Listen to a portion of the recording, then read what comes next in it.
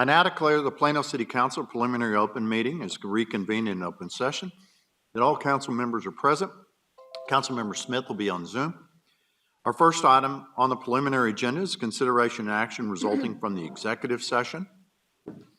Our next item is discussion and direction regarding retail revitalization program. Peter. Good evening, Mayor and Council. Let me fire this up.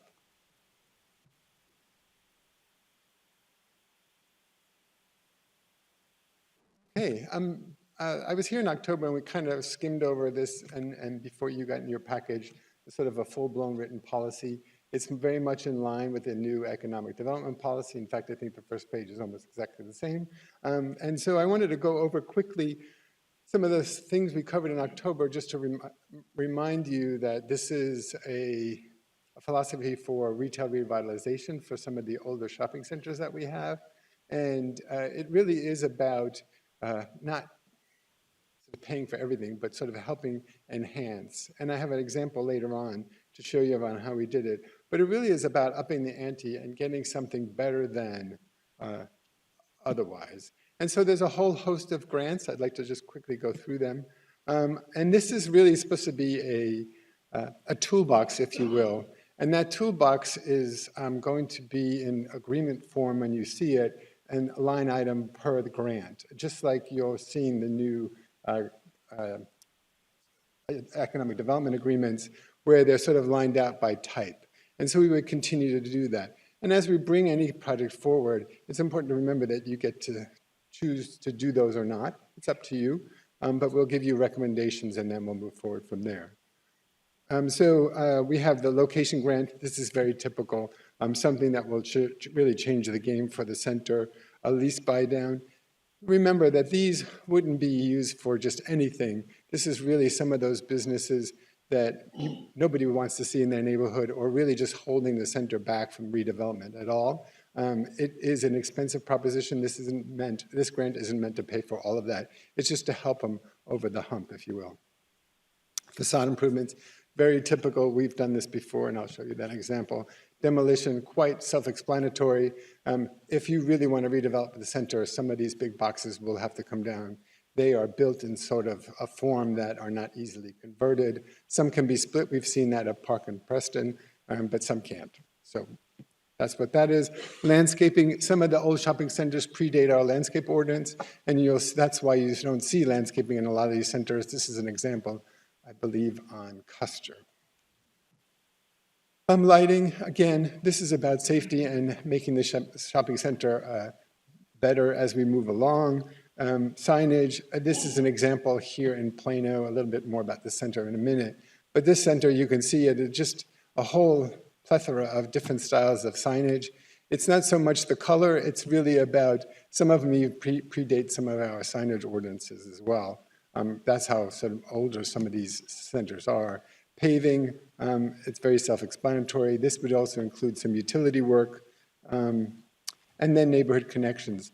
This is a little tricky, but if we really want to make them walkable to the neighborhood, open up to the surrounding areas, this would be something we should consider, although maybe not for every case. And certainly the neighborhoods would have to be on part of it. The program would work. Well, of course, the first thing we need is a willing partner. We can't just go and wave our magic wand on these things. But there is some sort of, the policy itself gives you some data on what kind of projects we will. The grant process is prototypical what we've been doing through the ED department, which is internal review, impact data analysis, the whole plethora of things we do to do that. Nothing will be different. But I wanted to give you a few examples of what I think we can do. This actually happened a few years ago. This is Greenvine Market right here by City Hall. This was a TERS project, so not under this policy, but something very similar. We gave the TERS, and you granted this project $500,000 to improve its facade and a few other things, some landscaping. But you can see in 2019 what it looked like. The picture underneath is what it looks like today. I think I took that picture on Friday. And the difference is quite striking on its value. And that's what we're trying to do is, how do we use our money to make this better? In this particular case, a lot of that money went into this south-facing facade, which was really just going to be painted. And so now with our money, the front facade got a little bit better than originally planned, and they could do this whole south facade to make it look like one cohesive unit. And the south facade in this case was really important because it faces 18th. And so a really important street here in downtown. And that's really what happened with our money and why the project is as good looking as it is and complete. So using these tools, how can we imagine using these tools? I just picked one of our older shopping centers. This happens to be at 14th and Jupiter. The outline you see on the screen is the parcel itself that is the retail strip center. And as you can see, this is 2023 CAD values, or Central Appraisal District, and you can see just how much value the county puts on this thing, which isn't, I don't know of any place else where it's $12 a foot for a building. I just don't get it. But that's what it is. The next door is the, if you know the site, is the bingo parlor. And that building is at $91 a square foot. So they're about roughly the same size. And you can see the difference in value and how older and just not up to modern standards. The shape of the lot is also kind of crazy, but that's just left over from when it was developed. These are some pictures, again, the signage that you see, the front facade, which is really aging and just not attractive any longer. And then you see the paving and landscaping in this area, which is really near failure. It really needs help from front to back on this thing. I don't know if they're a willing partner, but I wanted to show you sort of the prototypical things that we would look for to see if, yeah, you could just slurry seal this, but can we do something about even getting new pavement in there? And so that's really what this program is to take it. The idea would be to take it from the minimal to make it something even better. So with that, that's my presentation. I know I went rather quickly, but any questions? And Peter, for clarification, this is just to add the tools to the toolbox. Every agreement would come back to council for their consideration and for their evaluation, which would include the impact data to show what the value and the return back to the city would be. That's right, and the agreements would have them lined out. So it would be so much for this and so much for that, not just one sort of pot of money. Got it. Maria? So I just have a question about the revitalization. I like the idea, but how are we approaching those retailers who we believe need to update? I mean, do we approach the landlord, or do we approach the people who are actually operating inside those retail outlets? So the short answer is both. Today there was an article in, it was online, I forgot which notice, but it talked about the Christmas warehouse on 15th. Everybody knows where that is on Independence. They are doing a liquidation sale. They're not exiting the place at all. But it was an impetus for me to reach out to, and we have the tools to reach out to the landlord, a property owner, and the management company to say, hey, if they are leaving, are they not leaving? Is it time to do a refresh? I noticed that it was a little sort of behind the time. And they called me back within minutes of my email and saying, we chatted some longer about this program coming up. And yes, they're thinking about the parking lot needs to be redone, the facade needs to be refreshed. And because the warehouse is kind of going through a phase in itself, it would be a good time. So it's really about opportunity and seizing those opportunities. A lot of time new uses come either through the permit department or planning. And so it's just coordinating with those departments to bubble up those kind of opportunities. So my question is specifically, who gets the money? I think that's. Oh, I see what you mean. Well, generally it would be the landlord who gets the money. And some of the times there's operating agreements where there's a leasing agent that has control or pieces of all the different properties. A Weitzman is famous for that, where they don't really own it outright, but they own a stake in some of them. And so we would work with whomever, but the grants would hopefully go to the property owner, if not the management company that runs the center, who's doing the work. This would be reimbursement work, so it wouldn't be cash up front, it would definitely be a reimbursement. Yeah, Peter, back on the landscaping and the paving, okay? One of the items we discussed, I think it was even a meeting ago, was parking. we got a lot of gray deserts out there. There's a lack of a better This is a term good here. one, yeah. You know, and it was kind of like, we have too many parking spaces. So when we say we're going to go out there and help them with paving and or landscaping, trying to break this up, I somewhat have a tough time with that when I'm trying to figure out what's a better utilization of that piece of property there. Is that something we look at when we start going through this? We do. I think the new way of looking at retail is much more open space. From this example at Greenvine, if there was a strip of parking out front, the people removed that parking and made patio space, so you could, because you can buy food there and eat it, prepared food. And so it gave them a patio space by taking away the cars. They had plenty of parking. They did landscaping around the edges, not within the interior, because the property owner didn't want them to carve up the pavement. But even on here, this one, same thing. Do you really need parking spaces out front? Can you extend the facade, make the building bigger, whatever? I think we would challenge the property owners with all of that to make it better. It's not just what do you want to do and how much do you want. It's really about partnering with them to get a better project. Thank you, Mayor, and thank you, Peter, for that great presentation and for all of the thought that's gone into this. I have to say I was really happily surprised to see the financial ROI to the city on some of the investments like the Greenvine facade. Yep. And I love the guardrail, that's mentioned that each project will have a net financial benefit to the city. I think that's a really good guardrail. So thank you for that. I mean, that's exciting stuff and also exciting to see the revitalization. One question I had was, I was also very happy to see the mention of loans in the purpose statement. Most of the document, I think, talks about grants, and I didn't see really any further discussion of loans. I personally would love to see more emphasis on loans, because when you look at, for example, how much money we have in the Economic Development Incentive Fund, that because of the constraints of the Public Finance Investment Act, is not earning as much as, say, an S&P 500 index fund or something like that, because we're not allowed to invest that way. Providing no or low interest loans could be something that might be fairly low impact to the city financially, but could really enable a property owner to do something that they might not otherwise be able to do.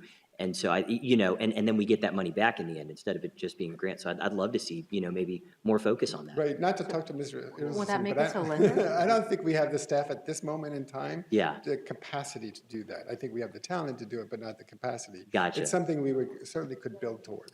Well, but I guess what I was saying is, in place of some of these grants, some of these that are kind of envisioned as grants here. I think we might have to look legally about us being a lender. But, I mean, Okay. those are good questions. Okay, gotcha. Well, yeah, anyway, I'd love to learn more about that, so thank you. Well, and then I did have one just quick last question, which is, it strikes me that this is kind of a miniature version all over the city of what we did with Collin Creek Mall. And, in a way, right? Well, no, but, like helping to spur revitalization through, public finance involvement.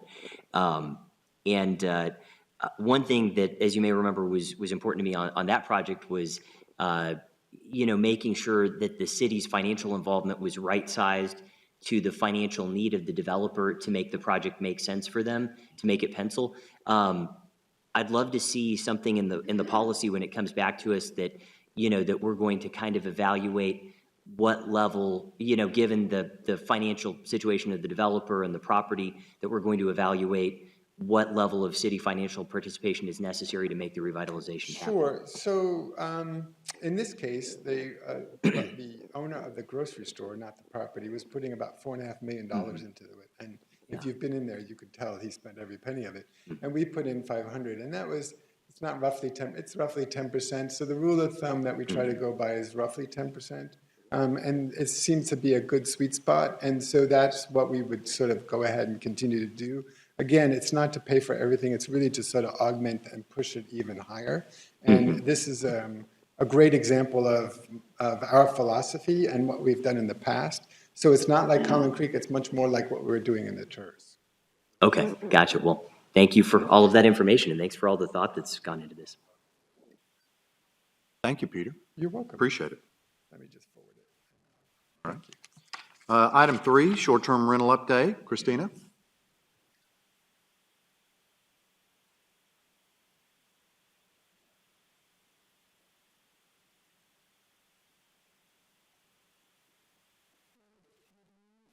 Council and executives. I'm here to give you a brief update on where we are with short-term rentals. Just to remind you, we do still have a short-term rental task force. We are still doing things.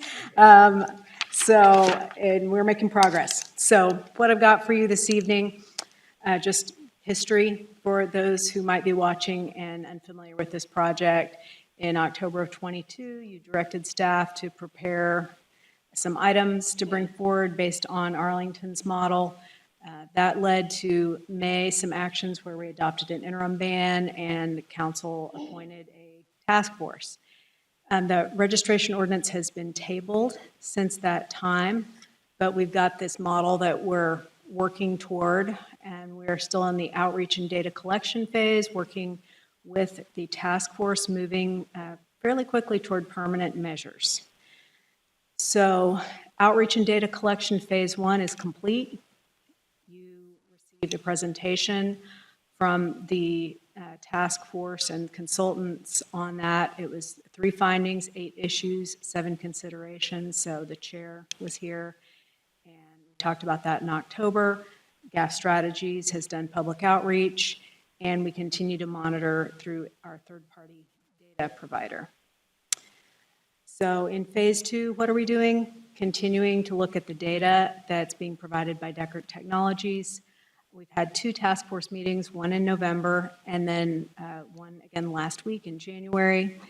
And at that meeting, through those 2 meetings, we have, based on the phase 1 report, they've got 30 items that we are moving forward for public consideration at an open house. So we're going to kind of vet those through the public.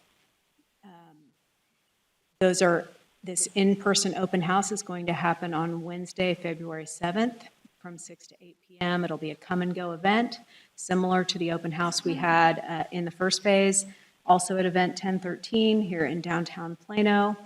So we hope people will be able to come out and join us if you're interested in this issue. We also have that online, so people that may not be available that night, the same content will be available February 5th through February 11th. And that's at planostr.com. So people will be able to provide us feedback on kind of where they think, if they think we're headed the right direction. So after that, we're going to collect all that feedback through the open house process, have another meeting with the task force on February 28th. That is planned to be the last meeting. In February, we will begin working with the Planning and Zoning Commission on those repeal of the ban and what those zoning ordinance amendments might look like. We think that process is going to take a little time, so start through the work session, start introducing that information to P&Z, call a public hearing, so we can get a recommendation back to City Council in a timely manner. And information on the open house, we're promoting that through social media. We have a press release being drafted, as well as postcards that are being sent out to residential owners and addresses citywide. That I'm available for questions you might have on this activity. Thank you. Any questions for Christina regarding the update? Thank you very much. All right, thank you. Our next item is item 4, quarterly investment report. Mark, welcome. Good evening, Council and Mayor. My name is Mark Whitaker. I'm here to present the quarterly investment report for the year end, September 30th, 2023. I'm going to start with a quick economic update and market update, and that's going to be slightly newer. Those reports are going to come from October through December. Start with inflation. There was virtually no change in November, no change in October. It has remained steady at 3.1%, which is what the federal funds is trying to minimize. but steady is better than increasing.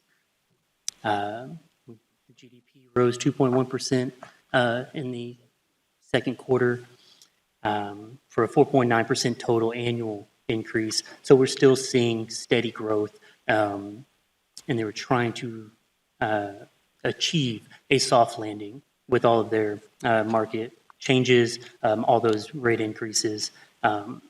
Moving on to the labor, that also was unchanged in December, and that remains at 3.7%. So unemployment rate is still in an appropriate level. Going on to the market update, the 2-year Treasury is our benchmark. That increased each month of the quarter from 4.6 up to 5.3%. Our yield for the portfolio was a 2.84% total return, and you will see at the bottom they made no changes to the interest rates the entire quarter. And then moving forward for September, November, and December, that was a change because there was an expected increase in December, but due to the market data, they decided not to increase rates in December and instead to hold it flat. That change did drop interest rates in December, and we'll talk about that a little bit moving forward. This was a copy of their release, just mentioning that they are looking at market conditions and making adjustments based on what they see. With inflation staying still, unemployment staying still, they're holding that market rate at 5.5% currently. Graph of the 6-month, 2-year, and 10-year Treasury. You will see the constant increases with the historic increase rates that we've seen, but they are starting to flatten off. The Treasury yield curve remains inverted through these times. Now that they have decided to begin cutting rates in 2024, you will see that yield curve start to change to a more traditional yield curve where short-term rates are lower than long-term. But we still remain in an inverted yield curve environment at this moment. S&P 500, because the Federal Reserve was able to achieve that soft landing with the economy, the market has actually continued to maintain and has actually rallied since that December 13th meeting, and has increased to about 4,700 value for the S&P 500 index. Moving on to parts of our investments. During the quarter, we had roughly just over $80 million mature and or get called. And then we reinvested almost $18 million of that. The difference in that is mainly because of our 9/1 in debt service payment of $43 million takes up a large portion of what was tied to those maturities, but we did reinvest what we could. This shows our maturity ladder. We operate on a non-callable investment basis to try to maintain a consistent ladder that gives us a higher average return over time, no matter what the market conditions are, whether that's raising rates or decreasing rates. And you'll see the 48% in that short term, that includes 20% of actual liquidity, and then another 20%, 28% of maturities, long-term maturities that are about to mature that can be reinvested. And we will be targeting the 5-year area to try to lock in any of the rates that we can before they decline any further. Moving on to the performance, you will see the Plano portfolio yield, like I mentioned, was 2.84%. That's an increase of about 16 basis points off last quarter, 2.71%, and it was about 1.84% at year-end last year. So we are continuing to see increases, gradual increases, but that is the philosophy of the portfolio, and that does, like I mentioned, give us the best yield over time. And you'll see we earned $5 million, almost $5.1 million in interest this quarter, for a total of $17.5 million total interest revenue for the year. Again, this is just graphical form of our 2-year benchmark in green, and then our blue is the portfolio yield. And as you can see, the gradual increases while rates are going up of the portfolio. And you can expect for our portfolio yield to increase while we reinvest those maturing investments that are dropping off the portfolio that have lower interest. Here's a makeup of the portfolio. We are heavy in the muni market because that is where the highest yields have been recently over the last year or two. Our portfolio allows us to go up to 50% maximum.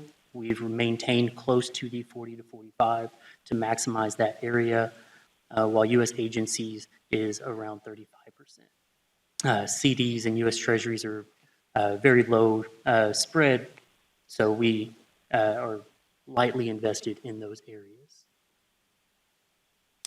This shows our book values at the end of every quarter. It's very cyclical. You will see a drop off there in September as we have a drawdown, but that is anticipated and goes along. You still see the trend of an upward line every year as we are very consistent in how the city manages its funds. Just a summary of everything and how it's broken out between quarters. And here you will see that drop in book value. But again, it's cyclical and expected. It still has an increase over year end last year, and so we're happy with those results.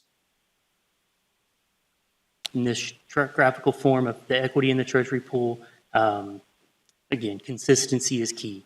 And the city has done that very well.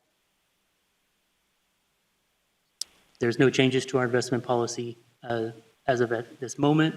We do continually look at it just in case there are changes that need to be made. At this time, there's no changes to the policy. For questions? Okay, thanks, Mark. Any questions for Mark on the report? Well done. Appreciate it. Thank you. All right, next item is consent and regular agendas. Any items a council member would like to remove? Mayor, I'd like to remove item I, the Economic Development Incentive Agreement. Okay. Thank you. All right. Next item, council items for discussion on future agendas. Yeah. Fittingly, on a future agenda, I would like to have a brief discussion about the item we recently passed about getting new items on a future agenda. There's just a couple of observations I had after the fact that I'd like to discuss with council. I'm not understanding. We recently passed an update, a resolution about how we put future items on the agenda. That's right. Well, it's always been kind of two people, but if a request entailed significant staff time, which was kind of ill-defined in the resolution, I'd like to put some guidelines to that. And also as it pertained to boards and commissions, there was the further step, and I overlooked this when reading the resolution, there was the further step that if a board and commission wanted to put something on the board and commission agenda, council would then have to approve it to go on the board and commission agenda. And I think there should probably be a threshold for which boards and commissions can get something on their own agenda without council approval, especially if it requires a timely turnaround. So, Councilman, I think one of the things on the board and commission side of things is similar to the two-person, 2-hour sort of investment versus the more significant side of things. The challenge becomes extensive agendas that may or may not necessarily align with the council agenda. And so the issue that we're facing is resource constraint. So if we're going to continue to have requests that don't align necessarily with the council's strategic vision, then we're going to run into a challenge that says boards and commissions work at the appointment of the city council. The staff, however, work through the city manager. And the staff are not assigned to take resources and apply them as they wish outside of the council strategic goals. Your strategic goals and your budget, both adopted, outline the strategic path for the city council. So I think we have to be careful, and I'm absolutely fine with clarifying and getting clarity to this.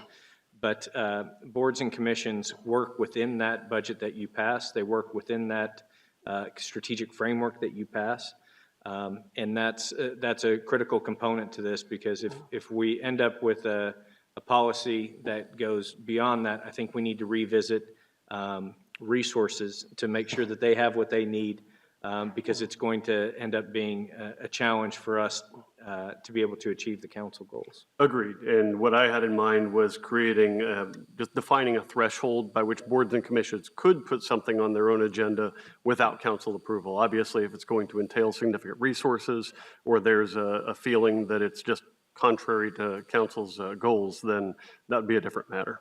So why don't, if council's comfortable with this, I'd be happy to work with Councilman Williams to see if we could work on some clarifying language to bring back to council to look at, if that's council's desire, to see if we can work through some clarification on that. But I thought the resolution said that we weren't bringing things back after we had, isn't that what the resolution says? It says we're not bringing it back after, for 6 months? it does say for 6 months. Yeah. So, So and I'm this fine is with like waiting 2 for 6 weeks. months if you wanted to. Yeah, Shelby. For reconsideration. That's what it specified, I thought. Like if we discussed something and it was decided, then we wouldn't bring it back for reconsideration. Well, but I this thought that was is- the whole point, so that we don't just keep like coming back. Modifying. We make a decision and we don't just keep coming back over and over again, so that's. Well, the main thing I'm looking at this resolution for is clarification. A little bit better definition. I mean, I'm not looking at it, so is that something that is needed? Can we just make it into like a policy statement rather than changing the entire resolution? How about I work with Mark on this, and then, That's because fine. I'm not looking at changing the entire resolution. Okay, we'll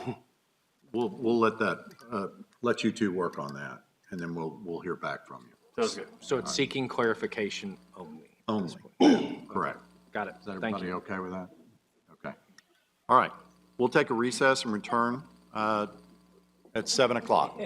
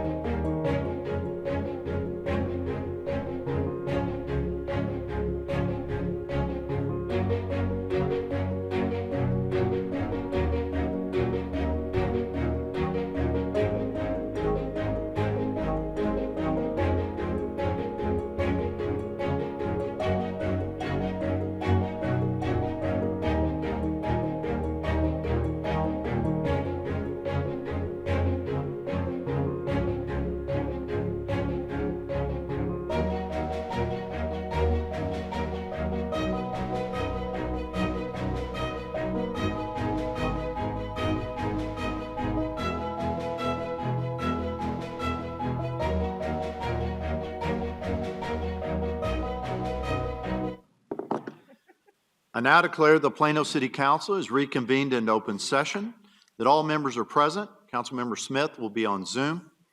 We'll begin tonight's regular meeting with the invocation led by Pastor Ashish Matthew with Commission Church and the Pledge of Allegiance and Texas Pledge led by Girl Scout Troop 4583 with Shepherd Elementary and Wilson Middle Schools. Would you please rise?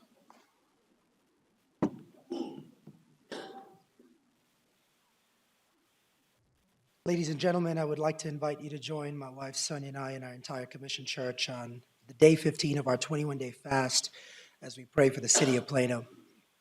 Bow your heads with me. Our Heavenly Father, we come before you with hearts filled with gratitude. We thank you for being a God of love who is with us now in this very room. We thank you for making each of us in this room and every citizen of this city in your own image, with dignity and with infinite worth.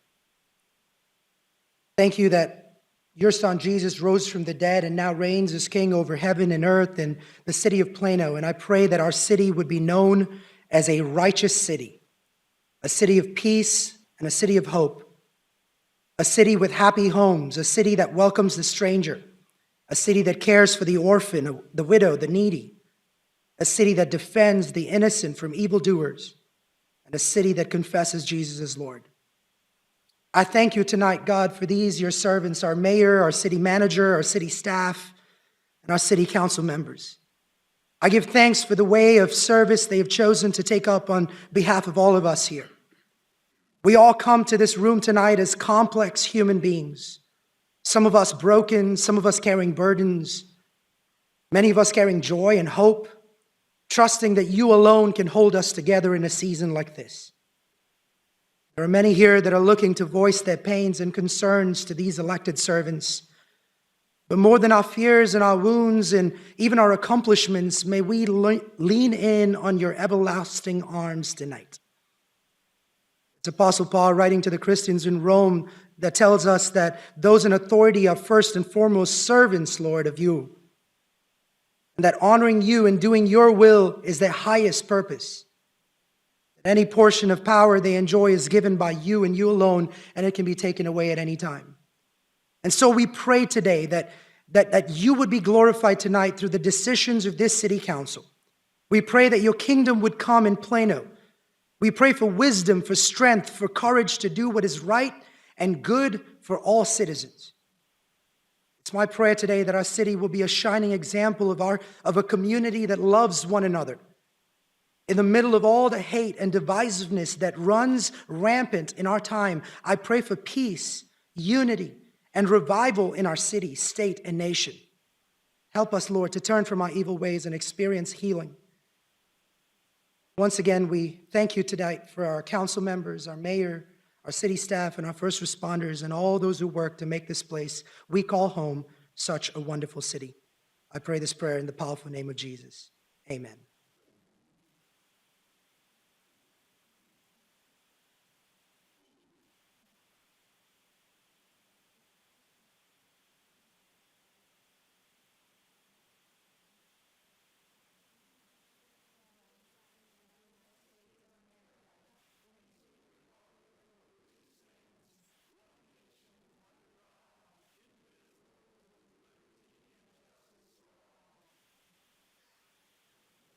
Honor the Texas flag.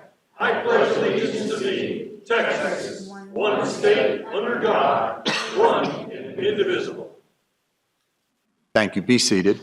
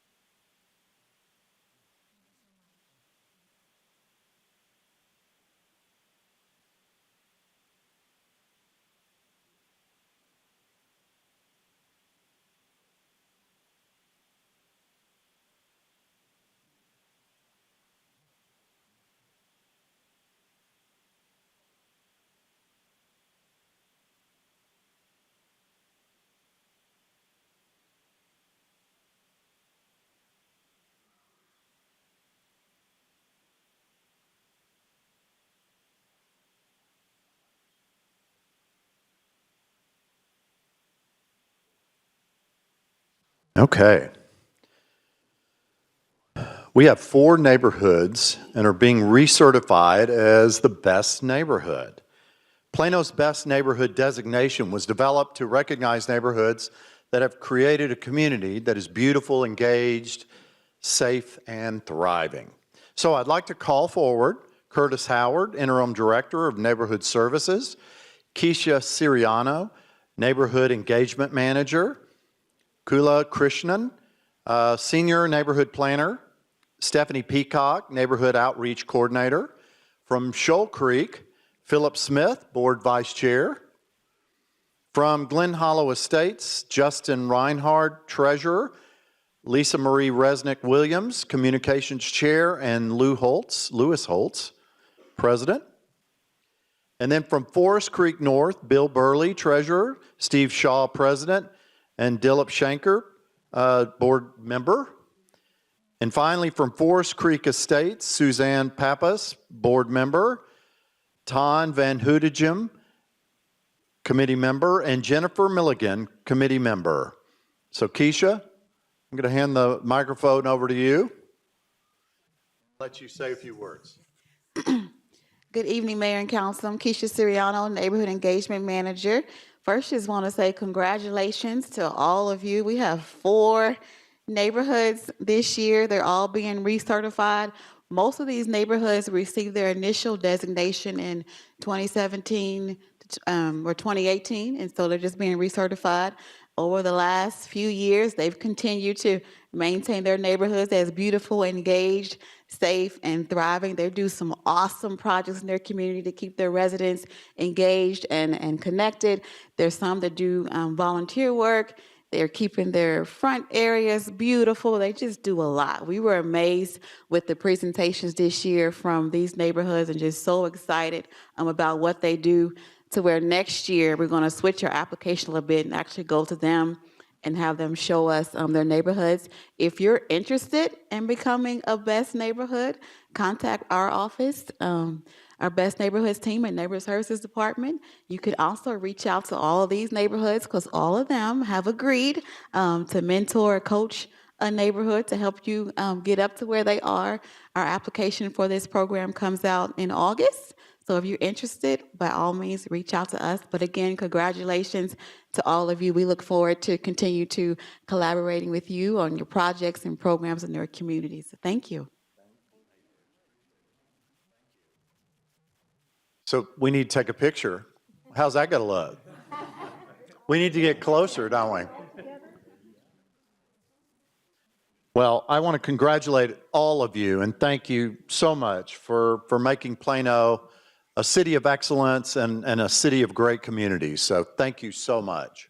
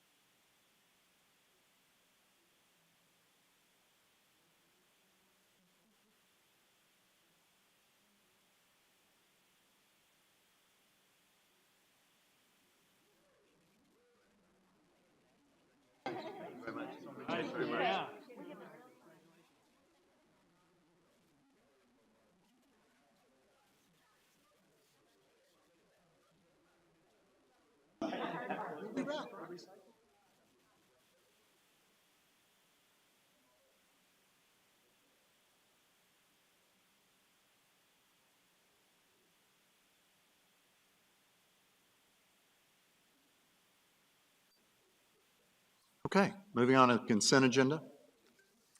The consent agenda. The consent agenda will be acted upon in one motion and contains items typically non-controversial. Items may be removed from this agenda for individual discussion by a council member, the city manager, or any citizen. The presiding officer will establish time limits based upon the number of speaker requests.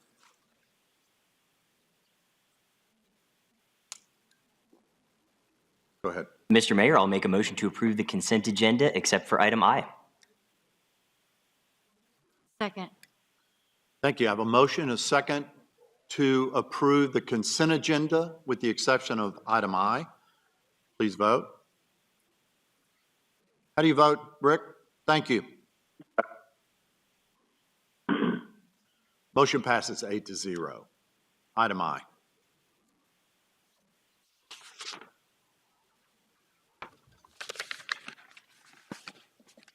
Item I, to approve an economic development incentive agreement between the City of Plano, Texas, and ASA Abloy Global Solutions Incorporated, a Texas corporation, providing an economic development grant to the company and authorizing the city manager to execute all necessary documents. Anthony? Thank you, Mayor. I pulled this item for the reasons that we discussed in more depth, I believe, when we had this presented to us in executive session.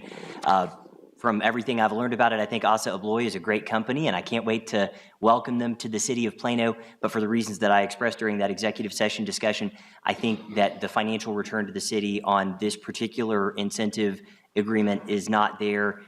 Given the amount of the incentive, I would vote for a lower incentive, but I just don't think the financial ROI is there on this one. So I will take a smart brevity approach and stop there, but I'm guessing it's going to pass, and I will congratulate ASA Abloy and welcome them to the community. All So right. thank you. I'll make a motion to approve. Second.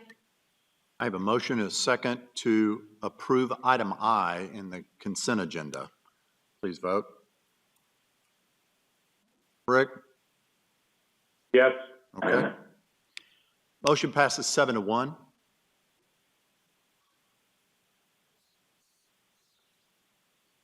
Next item. Public hearing items. Applicants are limited to 15 minutes presentation time with a 5-minute rebuttal if needed. Remaining speakers are limited to 30 total minutes of testimony time with 3 minutes assigned per speaker. The presiding officer may amend these times as deemed necessary. Non-public hearing items. Presiding officer will permit public comment for items on the agenda not posted for a public hearing. The presiding officer will establish time limits based upon the number of speaker requests, the length of the agenda, and to ensure meeting efficiency, and may include a cumulative time limit. Speakers will be called in the order the requests were received until the cumulative time is exhausted. Item number 1. Public hearing and consideration of a resolution to authorize a substantial amendment to the 2022-2023 Home American Resource Program Allocation Plan for the use of U.S. Department of Housing and Urban Development Home Investment Partnership American Rescue Plan Program funds and providing an effective date.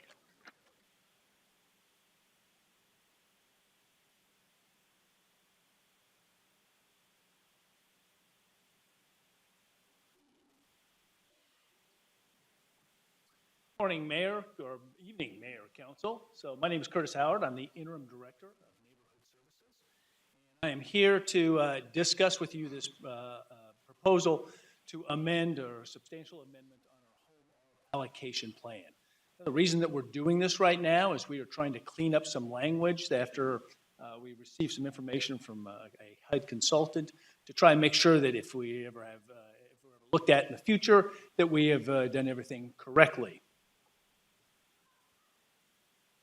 So just a little bit of history. First of all, we, in April of 2021, HUD provided notice that we were eligible to receive this funding. We went through the process of talking with council, kind of giving you an idea of what we were going to use this money for and getting your input before coming up with a final plan. We hired a consultant to come up with a plan. They helped draft the plan. We then provided that to you, and then council approved the plan in January of 2023. We submitted that to HUD the next month, and HUD approved that plan. So what happened is during the summertime, we had staff that they went to, and they were talking to HUD officials, and some questions came up based upon some of the financial aspects of this plan that caused some questions with our staff, and so after a back and forth with HUD officials, they recommended that we get a consultant, a HUD consultant, to help us look at it. We did so, and the HUD consultant came up with this proposed language that you have before you in order to make sure that we meet the criteria set out by the HUD program. So just some recommended changes. First is to ensure that the stated qualifying populations that were receiving assistance from this home ARP plan, they meet the HUD requirements. Kind of the language that we used is we use targeted and words matter in these sorts of things. So qualified populations is the proper terminology that we need to make sure that we did. So we're cleaning that up. One of the things that we also did not do is clarify our preferences. So one of the things we want to do is make sure that we show how we want to allocate this money. It does not mean that we would restrict other people from using it who qualify, but our preferences are going to be what I'll talk about in just a moment. And then also because of the time that we've been dealing with this sort of thing, we were going to change the allocation to show how we have been using that, just to better explain to council how we're using these funds. The qualifying populations, so HUD has 4 qualifying populations. Homelessness or homeless is defined in the Code of Federal Regulations. Basically, it's going to be people who are either do not have a home or are at substantial risk of losing their home in a very short period of time. Also at risk of homelessness, which is not quite as imminent as the first definition. Fleeing or attempting to flee domestic violence, dealing with those victims of various criminal offenses would be the third criteria, and then kind of the catch-all criteria is number 4, that a lot of people who would not fit in the first 3 might fall into that catch-all criteria there. And so the preferences that we have chosen in this case are going to be definition number 1, homeless, and then also the catch-all provision that I just explained to you right there. And that also has some income limitations to it that are part of that process. As far as the allocation that we have, so what we did, basically we took $45,000 away from the administration, from the city of Plano. We did not need that money, and so $25,000 of it went back to administration for those agencies, those nonprofits that are helping us allocate that money, and then about $20,000 went to actually direct support services for those that are in need. And finally, the final steps here are to submit the substantial amendment to HUD for reapproval after we've made the changes, and then HUD has a period of time in which to approve it if they want, or let us know what they want us to change. So with that, I will open it up to any questions that you may have. Thank you. Any questions? Go ahead. Curtis, can you go back to the very last slide with regard to the amount of money? How did you get from $50,000 to $5,000 in administration fee? So when we initially did this, so what we were looking at is we were looking at administrative fees for our staff members. And so this home ARPA money, we also have other grant money. And so we were able to use that to pay for those staff members. So when they did this, I mean, that was the original estimate. Because we have other funds that we're using for that, we don't need nearly that much. So we dropped it down $45,000.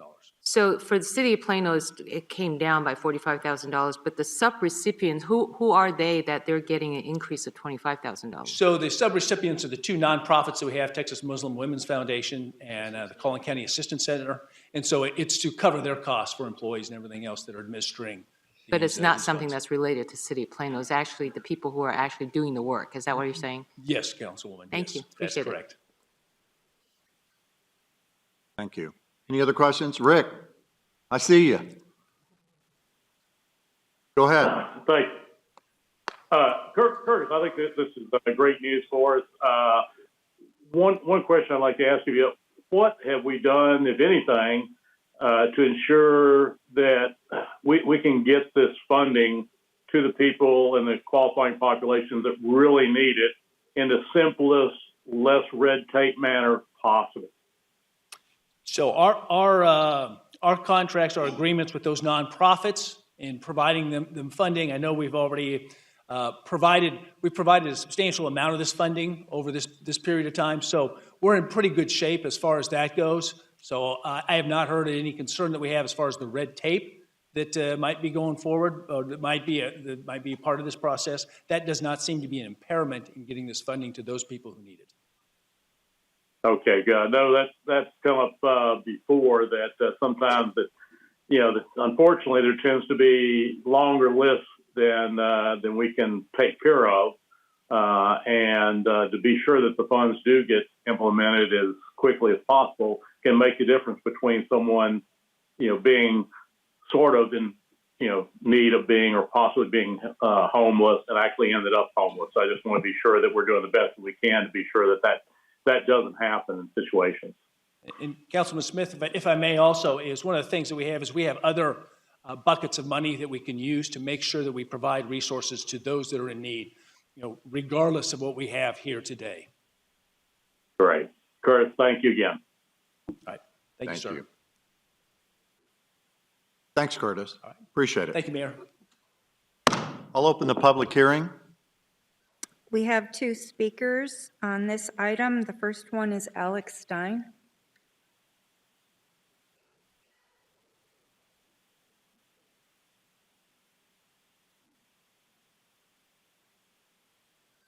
Alex Stein. All right, we'll move on to the second speaker, which is Richard Grady.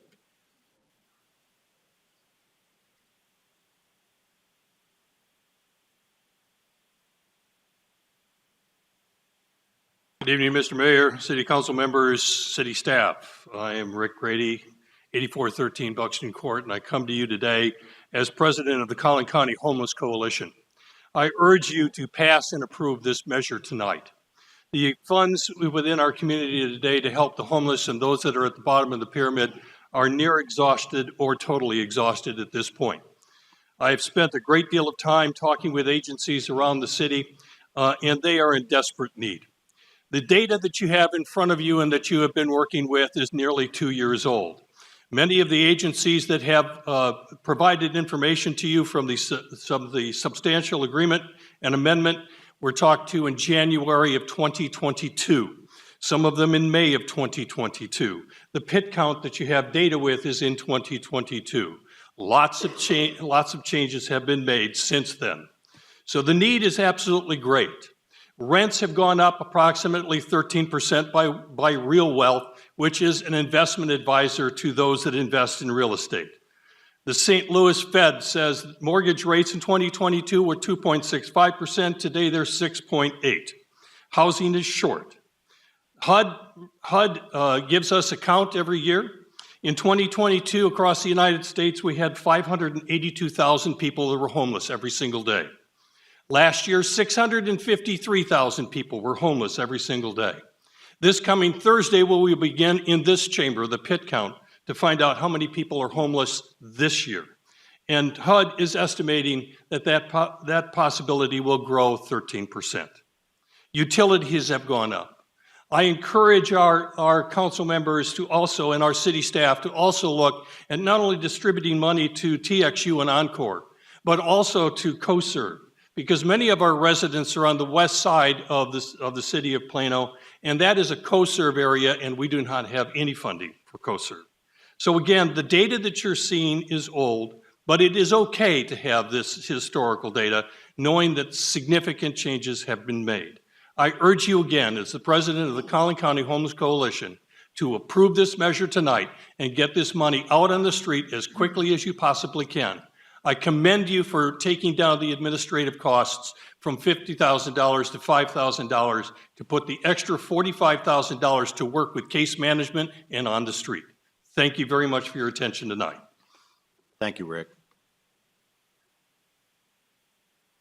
Any other speakers? All right, I'll close the public hearing, confine the comments to the council. Curtis, can I ask one point of clarification? So as far as putting the money on this street, this money has been available to the two subrecipients. So the two subrecipients of the Assistance Center and the Muslim Women's Foundation have had access to these funds since, I think, 2022, when we allocated those funds out, correct? So I wanted to make sure that when we're talking about access to this, that the subrecipients have had access to it. While it may not have gotten to the final folks, I didn't want folks to think that we're holding on to this, that they have had access that entire time. Okay, thank you much. Oh, thank you, Mayor. Just a quick question following up on what former Councilmember Grady said about CoServe. I guess I was wondering, is it correct that only certain utility providers within the city have access to assistance funds, and that residents served by CoServe are not currently eligible for that, or is there a way for them to receive utility assistance if that's merited? So CoServe is a co-op, Councilman, so it's a little bit different than a for-profit utility. So they have different programs within that. I'd have to get Curtis to refresh us on exactly what those programs are, but as a co-op, they have almost a certain philanthropic approach to some of that. So Curtis, if you have that information, that's great. Otherwise, we can go do that homework. I'll have to do the homework on that, but I do want to say that we've got approximately $100,000 that we are going to use for utility assistance. Those contracts have gone through legal. We've given those to the nonprofits that are going to distribute that funding. And so as soon as we get those back, we are hoping to start that program here at the first part of February. So. Fantastic. Well, thank you so much, Curtis. That's very exciting. I just wanted to follow up on former Councilmember Grady's comment and make sure that all Plano residents have access to utility assistance. But it sounds like, based on the co-op nature of CoServe, they may already be doing those types of activities. We will double check that. Awesome. Councilman. Well, thank you so much for checking. Thank you. Yes, sir. I have a motion. Motion to approve? Second. Thank you. I have a motion and a second to approve agenda item number 1. Please vote. How do you vote, Rick? Yes. Okay. Motion passes 8-0. All right.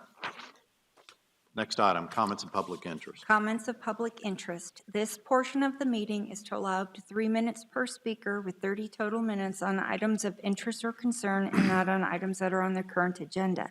The council may not discuss these items but may respond with factual or policy information. The council may choose to place the item on a future agenda. And just as a reminder, please do not touch or yell into the microphone at the podium. Hold And on. we do have several speakers this evening. So with the number of speakers we have, we won't make that 30-minute. So we're going to turn that down to 2 minutes per speaker. So each speaker will have 2 minutes. Please respect that 2-minute period. Please, when Ms. Henderson tells you your time is up, please find an opportunity to finish immediately. So let's go ahead and get started. First speaker is Sana Abusad.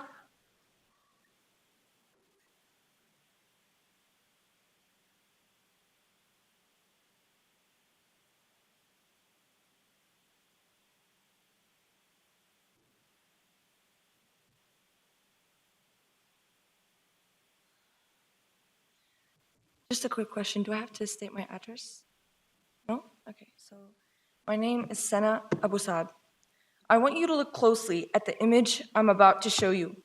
Yesterday, as I was putting my thoughts together on what I'll be speaking to you, a video showed up of a Palestinian young girl being carried into a hospital, perhaps 4 years old, already dead. Here's her picture. I really hope you can see it. If a ceasefire had been called the day before, this girl would be alive today.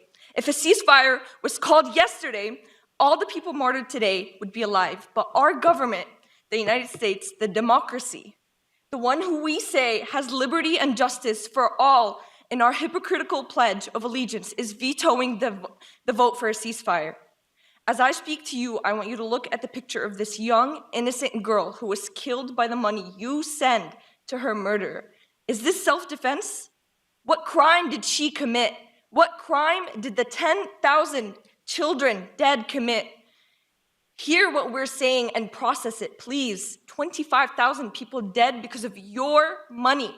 When you sort by age, the document released listing all the Palestinians killed in the last few weeks, in the last few months, the first 6 pages are just infants before they reach to the 1-year-olds. They're babies. To give that some perspective, the deadliest school shooting in America killed 32 kids. Israel is doing it all not just with the blessing of the United States, but with money sent by our taxpayers and bombs sent there by our military. 20 seconds.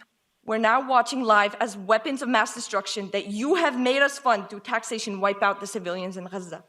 And the fact that our war-hungry government and genocidal Israel still have the audacity to lie and say it's civilians that they care about is disgusting. The fact that they say they care about the hostages and then bomb the places where they're from, where they are right now.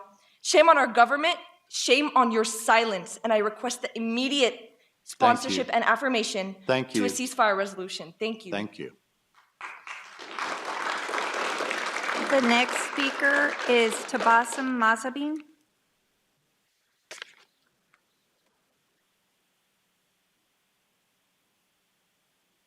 Good evening, everyone. I'm Tabassum Mazabin. I've been living in Texas for 17 years and in Plano for 8 years. Both of my kids are from Plano ISD. I have attended some Collin County Council family violence meetings in the past. My husband also worked with Plano, City of Plano for water quality study.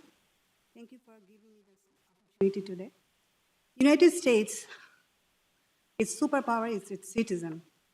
Its freedom of speech and upright justice system that unleashed the superpower in its people and attracted aspiring people from every corner of the earth, including me. I am an American, proud American for its core value. However, our country's stance on Palestine and Israel conflict has changed its DNA. We are destroying the very foundation the USA is built on. People in Gaza, they are not only dying from bombs and bullets, they are also dying from lack of food, clean water, hospital without medicines, and power.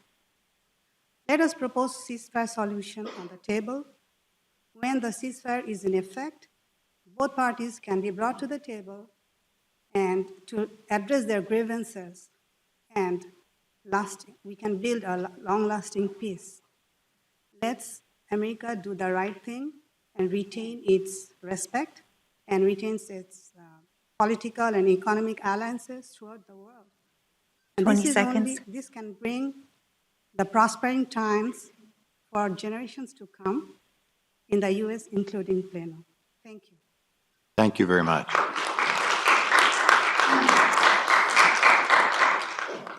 The next speaker is Ahmad El-Safadi.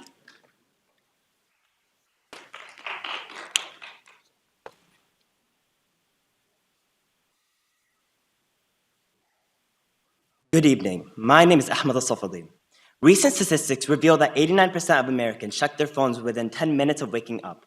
Yet these numbers fail to capture the unique reality faced by Gazan Americans like me, who anxiously reach for their phones each morning to ensure their families survive the night. I'm here to share a deeply personal perspective, the experience of my family in Gaza. Just a few weeks ago, an Israeli missile claimed the lives of 3 more members of my family. Harbi, a devoted father and doctor on his way to treat hundreds of wounded civilians. Omar, his 20-year-old son and dental student. And Muhammad, a father who finally welcomed a beautiful daughter after 16 years of trying. Muhammad's wife, Amal, sustained a grievous wound, only to be turned away from the hospital due to insufficient capacity. Their daughter will grow up without her father, and Muhammad will never hear his daughter call him Baba. Instead of celebrating the new year with fireworks, my family in Gaza faced continuous bombings that took the life of my uncle on New Year's Day. What a tragic way to start the new year. My 3-year-old cousin, Majd, should be playing with toys, but instead he asks his mother if it's time for him to die. Children his age should be enjoying the innocence of childhood, but instead he lives in constant fear of dying. My aunt Rola was seeking refuge in her home when it was bombed, leaving her with a head injury. Yet they remain united, extending compassion to people all around the world. I want you to take a moment and imagine 41 members of your own family. Now envision them being killed in front of your eyes while feeling utterly helpless. That was not just an example. It is my life. Each one of them laughed, went to school, worked, and felt pain just like you and me. Except their death is celebrated by many. 20 seconds. I urge you, esteemed council members, to consider the large impact of your decisions on the lives of my family, who want life without waking up to the sounds of bombs and gunshots. I ask this council to quickly call for a ceasefire, support Palestinian rights, and be a source of hope for the voiceless. Choose the right side of history and create a future where everyone's rights and dignity are honored. Thank you.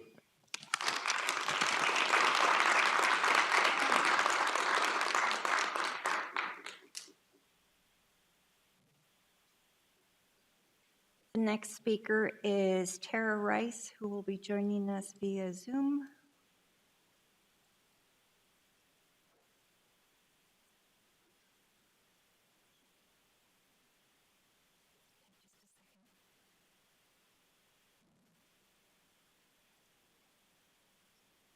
Ms. Rice?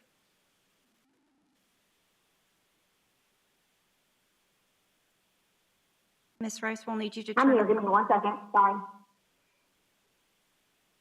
We'll need you to turn it, there we go. All right, go ahead.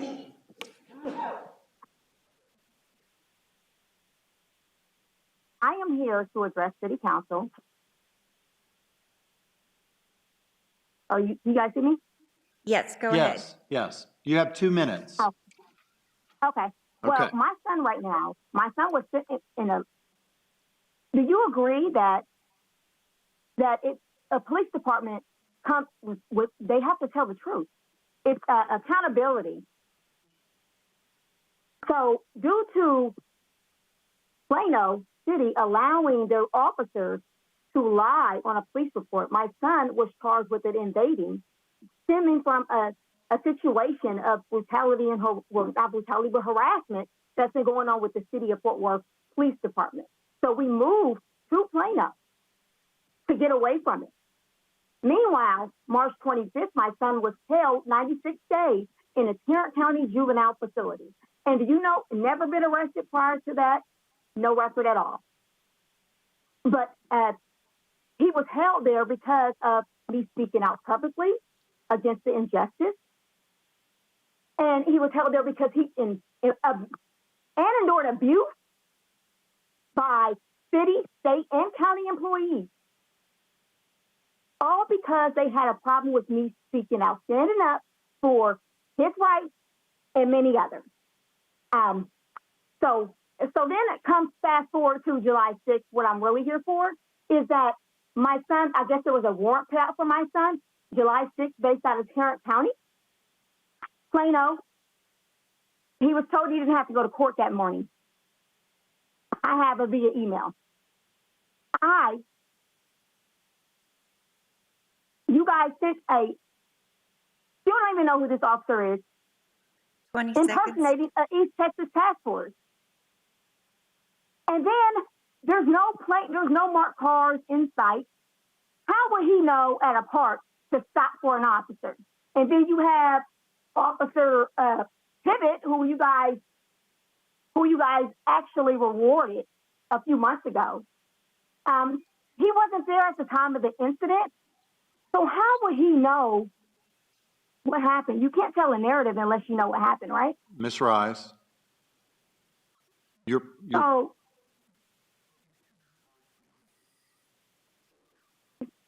you hear me? yes, your time is up. Okay, no problem. Well, I'm demanding the release of Javier Rice. Okay. Thank you. Mm-hmm.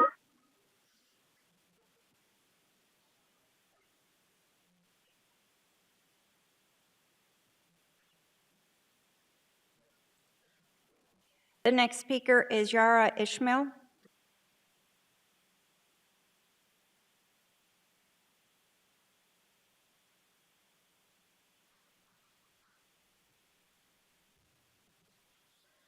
The doctor told me there is small hope in my son getting better. I left the hospital and came back, and I didn't find the hospital, the doctor, or my son. This is a quote from a father in Gaza, where the number of those killed has surpassed 25,000 people, where at least 10 children per day lose a limb, and where families tightly gather, hoping that if they are bombed, they die together, so that one does not grieve the others. Today, I am here to ask, how much longer? How much longer will you remain silent and complicit to an ongoing genocide? With many families of those killed sitting here amongst us today, wary of what to do. I try to distract myself at school, only to talk to friends who've lost 15, 20, or 30 of their family members in Gaza. Friends who feel like life is no longer worth living when your people's bloodshed is met by complicit presidents, silent senators, and quiet city council members.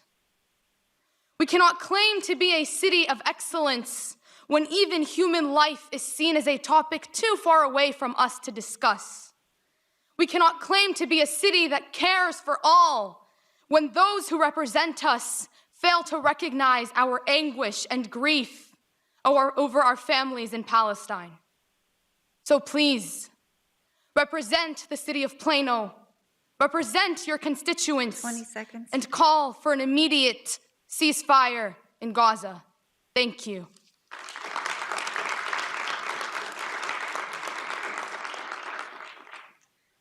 Jana Ismail.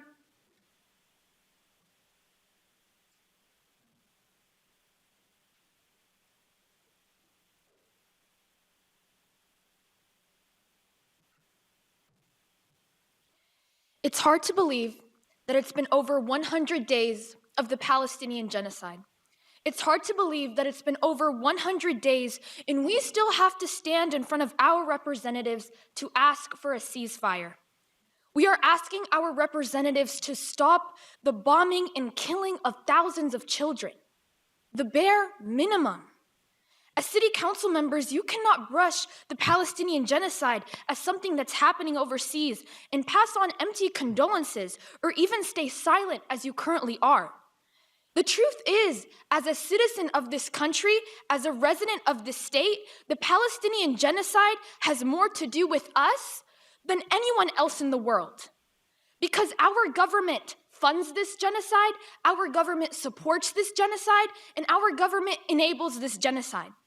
Specifically, the government of this state has purchased Israeli bonds in the millions.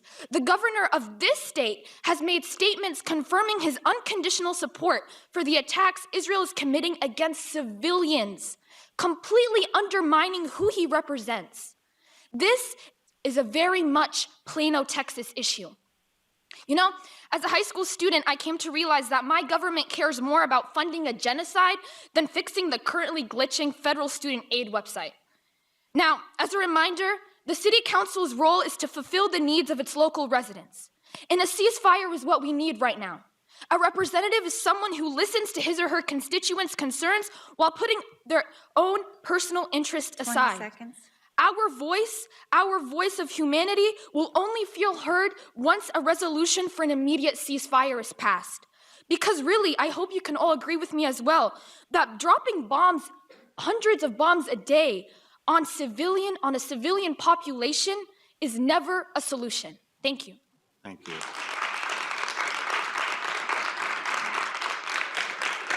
The next speaker is Anissa Chilmaran.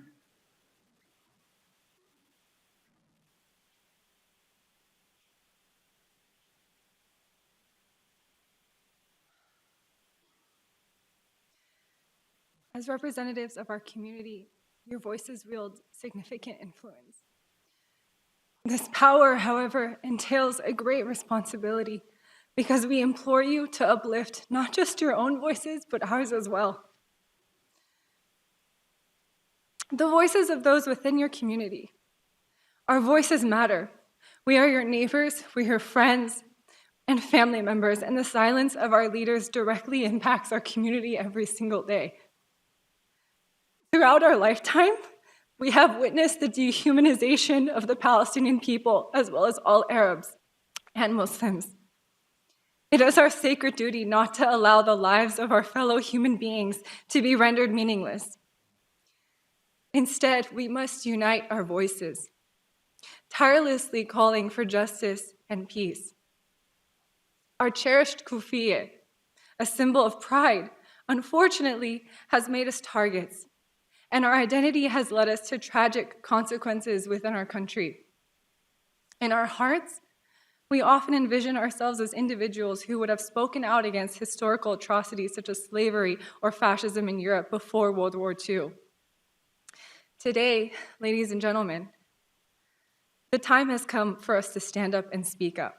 It is our moral obligation to seize this moment and advocate fervently for the rights and dignity of the Palestinian people. I stand before you today urging your support for a resolution calling for an immediate ceasefire in Gaza. The ongoing conflict has caused a devastating toll on 20 innocent seconds. lives, causing immense suffering and worsening an already fragile humanitarian situation. The time to stand up is now. Free Palestine. Thank you so much for your time.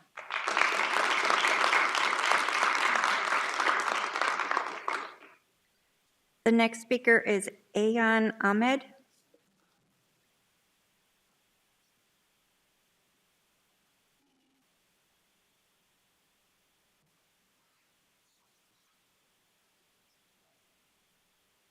How would you feel if someone barged into your house, grabbed you and your family at gunpoint? Surely no one here would want that to happen to them, nor do I wish that to happen. Worse than that, the person doing the offense found it morally acceptable to be doing such an act, and everyone supported him. The scenario I just gave is the simplest version of the suffering, oppression, and discrimination Palestinians have been facing for 70 plus years. Their situation is on a much larger, gruesome, and violent scale. Justice should be done to Palestine. On November 29th, Basil Suleiman Abu al-Wafa wanted to go out and play soccer with his friends. The 15-year-old from the occupied West Bank, city of Jenin, was described by his uncle by a simple child who just dedicated his life to schoolwork and his friends. Also playing in the streets of Jenin was an 8-year-old boy named Adam Samar al-Ghul. During a 7-day pause in fighting al-Gaza, Israeli forces stormed a refugee camp, shooting and killing both children. Basil was shot in the chest and died shortly in a hospital, while Adam was shot in the head and died on the spot. Their videos have been recorded. Basil and Adam are among the 2,400 confirmed number of killed children since October 7th. In addition to that, the number of children injured in Gaza has totaled over 24,800. Let me repeat that, 24,800. 20 seconds. 4,700 lost women and children whose bodies passed away under the rubble. When will the oppression end? Kids are celebrating their birthdays in Gaza without their friends and family. When can people and children have ambitions and goals like us? When? Thank you.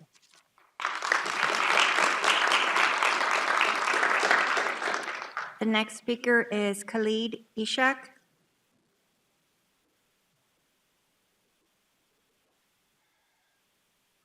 Thank you. Khalid Ishaq, Toledo Street, Plano. Ladies and gentlemen, my dear friends, actually, let me start by wishing you all a year filled with new hopes, new joys, and new beginnings. Though for the lot of this world, this year is starting off with sadness as they watch in dismay at what is happening in this far-off little land called Gaza.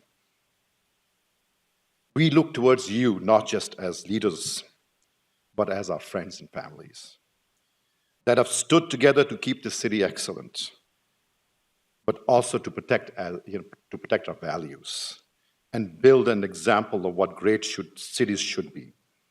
We have worked together to use our centers as warming centers. We still use them, packing thousands, if not tens of thousands, of food packs for the homeless. When this city council condemned the act of terrorism on October 7th, and rightly so, we expect the same for all lives. In the crucible of conflict, where sorrow and strife entwine, a call echoes urgently, a plea for hearts to align. Gaza, a tapestry woven with threads of despair, in the inaction humanity's conscious we dare. Shame on us, Americans, as we turn away our gaze for the plight of brothers and sisters lost in a relentless maze. Their cries unheard echoes in the corridor of seconds. power, a poignant reminder of the need to stand together. Shame on us for forgetting the essence we share, a shared humanity that transcends borders beyond compare. For every tear shed in Gaza, a stain on our collective soul, silent bystanders, we play a role we can't control. Let us transform these voices. Let us transform them into voices that, now as echoes of shame reverberate into our ears, let us transform them into voices that calm our fears. In the spirit of unity, let compassion prevail. As we chart a course towards common human trail. Shame on us if we don't do anything we should call for peace. And thank you.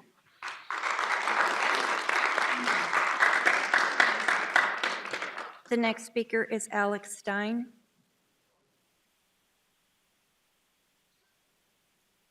Alex Stein. The next one is Digger Barnes. Digger Barnes. We will move on to Lena Ashwa.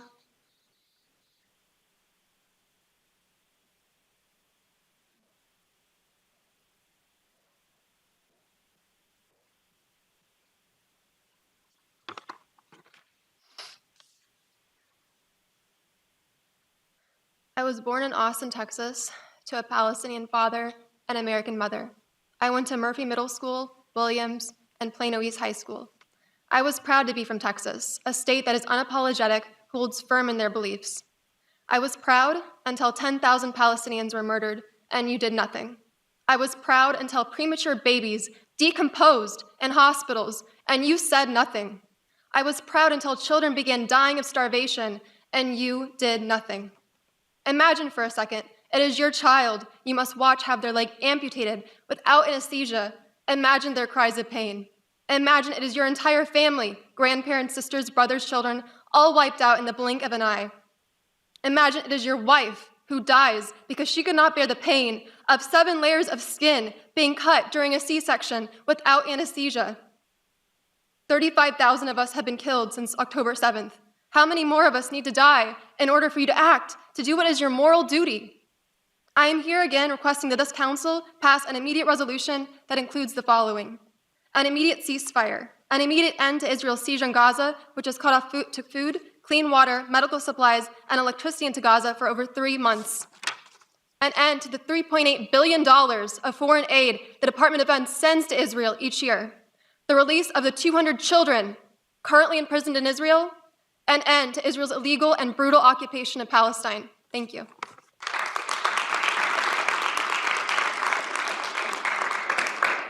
The last speaker is Dulce Flores.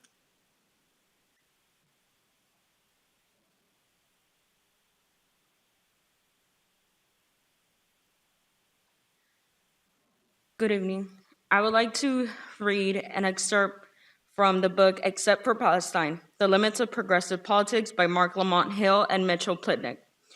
In the United States, we are struggling to reckon with a legacy of structural injustice that has defined our history.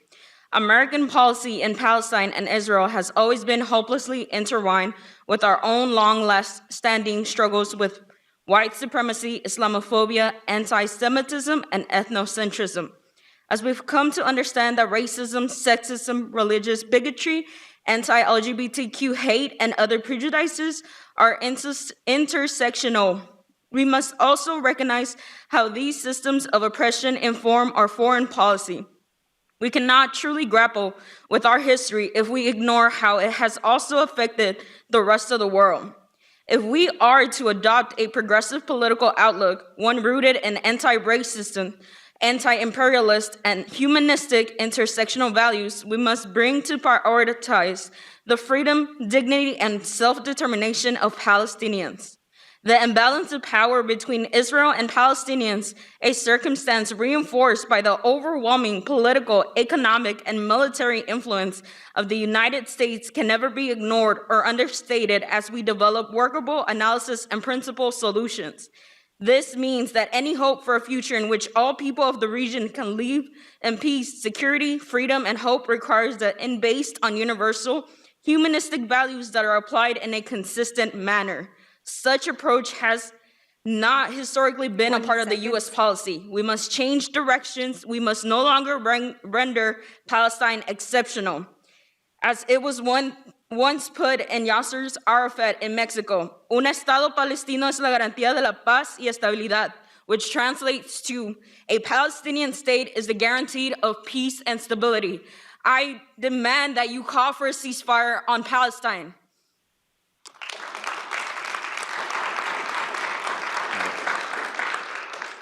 Okay. There being no further business, the meeting's adjourned.